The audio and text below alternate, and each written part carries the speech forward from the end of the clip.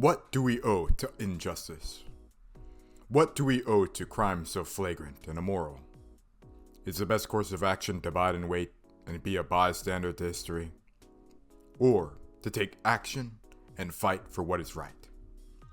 ReZero tackles this question wonderfully through a multitude of different characters and interactions. But we're going to focus on Subaru in this video. Now, what does this mean, an obligation towards injustice? To many, it may seem like a naive dream that someone ignorant of reality would think of. Commonly in this world of military hurry, people seldomly think of others. Not solely of selfishness, but a misinformed, malignant craft in the belief that people should only help themselves, rooted in the exhaustion of everyday life.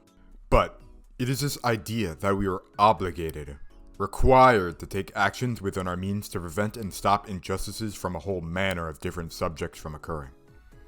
It's a little vague, but it needs to be all-encompassing for humanity to progress. It's this fundamental need to take action. Think about it as just being more active.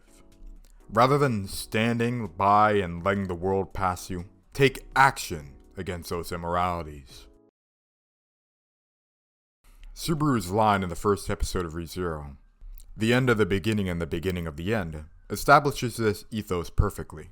Yeah, if I'm fully aware that people I used to know will be murdered, then I can't just ignore it. Subaru knows the fate that lies ahead of Felt, Rom, and Amelia. And although he has no stakes for his own body, he feels as though he's required to save these people. Even obligated. And personally, this is the right philosophy. We cannot simply abandon our compassion towards others. If you know a terrible fate lies ahead of someone, you'd let them know, right? At least, that's what ReZero is trying to tell you. That even though Subaru's young and still pretty idiotic, he knows that it's the right thing to do. That you simply can't let these things happen to people. You cannot permit injustices from happening. Similarly, Subaru's decision to save Rem despite his death by her hands in the events of Arc 2.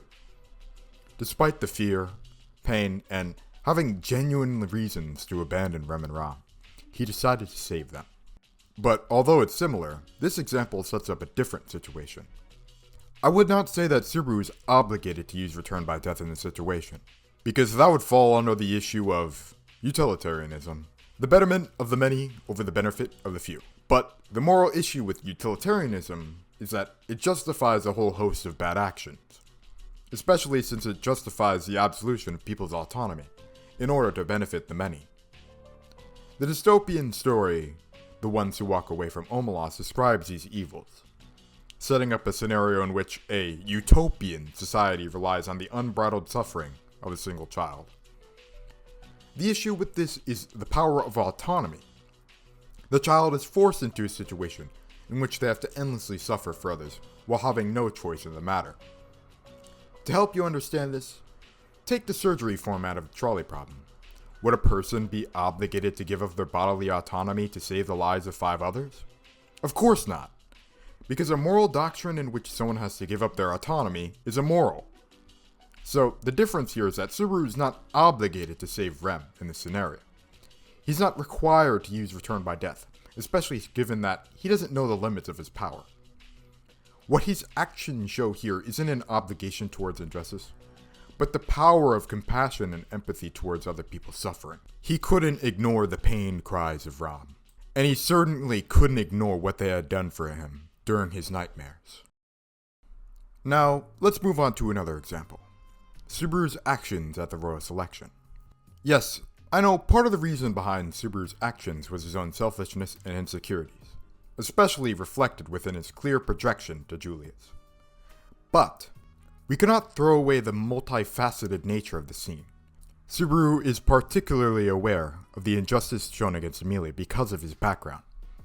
His modern culture gives him a sharp distaste for this, and as I hope you know, many of Earth's cultures have developed to a point to put it simply, racism is bad. But the difference here is that he takes action on this.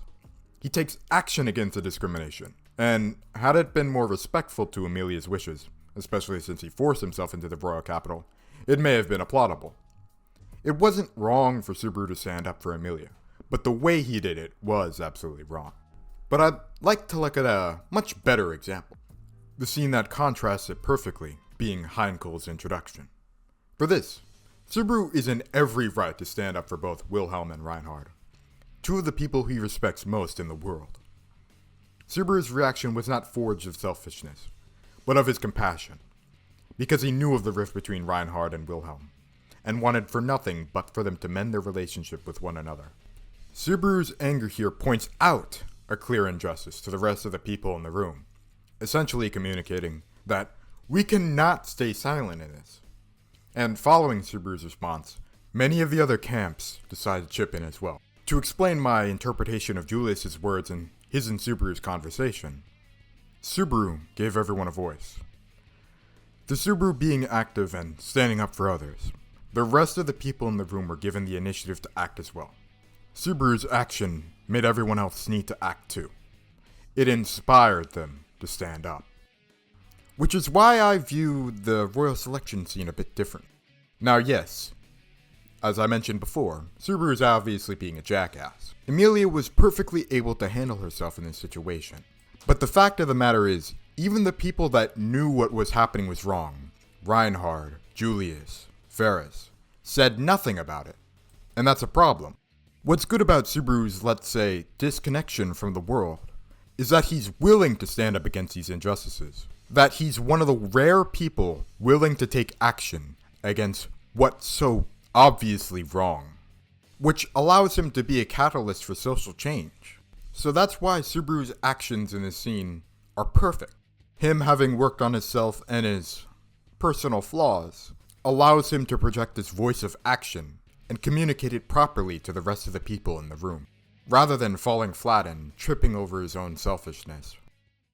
Now, before we move on, I'd like to take a little break to request that you subscribe to our channel. It would mean a lot to us, and we're going to do a lot more mixed anime-manga video game content on the future. So, if you're a fan of anything under that umbrella, I recommend sticking around, because there'll be a lot more where that came from. Back to the video. Moving on to one of my favorite moments of Season 3 so far, and what kind of inspired this video, Subaru's speech, and subsequently its build-up. Subaru says a lot of things here that stuck with me. If a little kid jumped out into the street at a red light, I'd grab their hand and pull them to the sidewalk without thinking about why. You should never need a reason to do the right thing. No reward, no gratitude. Nothing should be your incentive other than doing what's right. You shouldn't have to think about doing the right thing before doing it, especially if it's helping those in need. Furthermore, Subaru exclaims, "Those guys are wrong. The ones who are making the people I love want to cry are wrong. And that's why I'll fight." I absolutely love what he says here. Because, to be a little brash, to hell with all those people who do fucked up shit. Fuck all those people who trample on others' rights, or puts them down. I will never silently concede against them. We need to show them that they're wrong, and that the hatred that they spew has no place in this world moving forward. Never stand down even when it feels like you've lost. You cannot and should not be expected to focus your entire life on helping those around you. But there's this basic fundamental obligation that we have to act within the realm of possibility to help those that are oppressed, or those in need under cruel mistreatment. The world is an unmistakably complicated place, but ignorance is quite possibly the lamest excuse. I'm not some sort of bastion of justice, but all we have to do is take action. Not something grand, but the local skill is far more than enough to make a difference. Take action when you see something wrong. You're not required to put yourself in harm's way, but if you genuinely want to make a difference against these cruel injustices, then a collective, constant effort is the way to make even the slightest of steps forward. It may not be something as grand as an obligation towards injustice, but people just genuinely being more compassionate and caring will make all of the difference in the world. Thank you for watching. I may not be the best at analyzing things or putting them into words, but I feel as though I have something important to bring to the table. If you like how I talk, how I write, or how I analyze, I recommend subscribing to the channel. Also, we're a team of two. Me and my co-narrator, Brett. He makes some amazing videos as well, so you should check him out. Thanks again. Bye.